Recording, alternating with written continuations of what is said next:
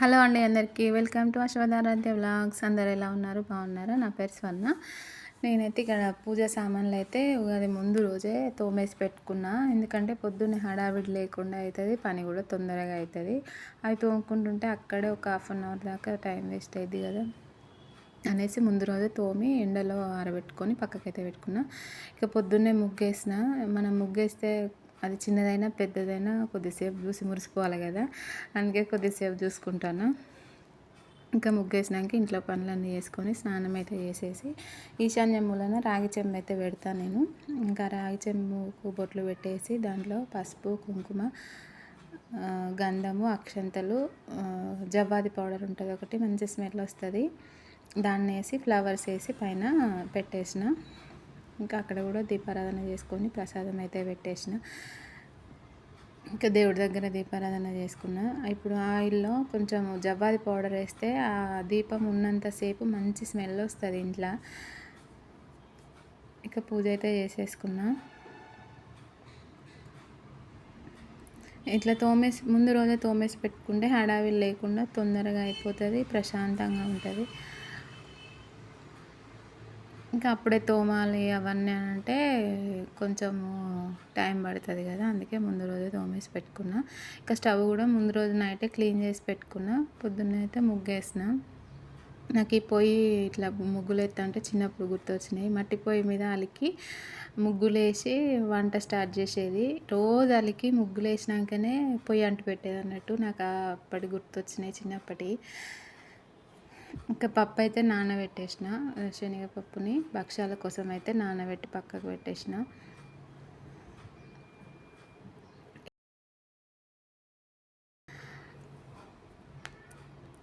శనగపప్పులో కొంచెం ఆయిల్ను కొద్దిగా salt, pinch of salt వేసి ఉడకబెట్టేసిన.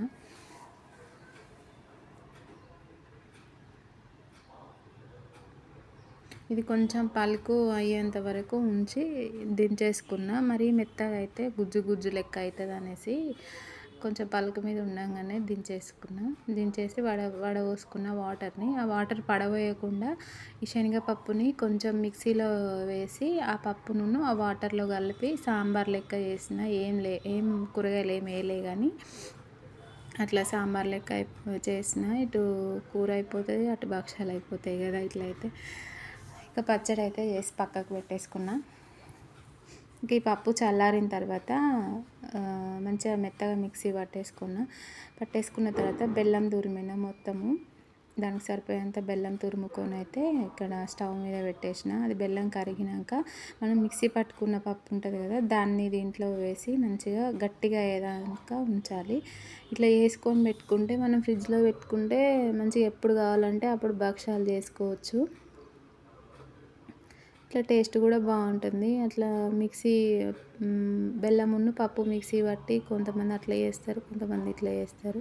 ఇట్లయితే మంచిగా స్టోర్ చేసుకోవచ్చు, ఎప్పుడు కావాలంటే అప్పుడు భక్షాలు అయితే చేసుకోవచ్చు కదా అనేసి చేసిన. దీంట్లో ఒక స్పూన్ అయితే సోంపు వేసిన, మంచిగా తింటుంటే మంచి టేస్ట్ వస్తుందని. చపాతీ పిండి అయితే కలిపి పక్కకైతే పెట్టుకున్నా. ఇంకా ఎన్ని ముద్దలు అయితే అన్నీ ఒకసారి చేసేసి పెట్టుకున్నా. కొంచెం అయితే మిగిలింది పప్పు, అది ఫ్రిడ్జ్లో పెట్టేసిన. ఇక మంచి చపాతీ పిండిని ఇట్లా చేసుకుంటూ ఆ పప్పుని దాని లోపల స్టఫ్ చేసి ఇట్లా ముద్దల్లాగా చేసుకోవాలి. అన్నీ ఒకసారి చేసి పెట్టుకుంటే మంచిగా ఈజీగా అవుతుంది. ఒక కవర్కి ఆయిల్ రాసి మంచి చేతితో ఇట్లా ప్రెస్ చేసుకోవచ్చు.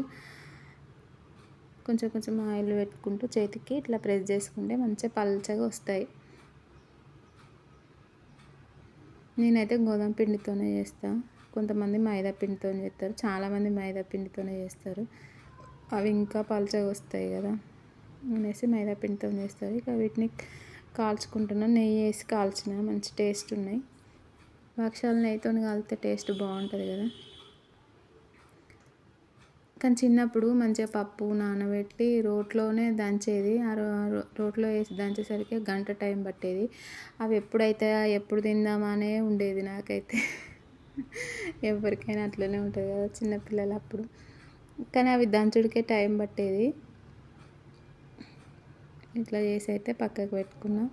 పచ్చడును ఇవి చేసి దేవుడికి పెట్టేసి ఇక మేము కూడా తిన్నాము. వీడియో నచ్చితే మాత్రం ప్లీజ్ సపోర్ట్ చేసి సబ్స్క్రైబ్ అయితే చేసుకోండి. Thank you for watching. Bye bye.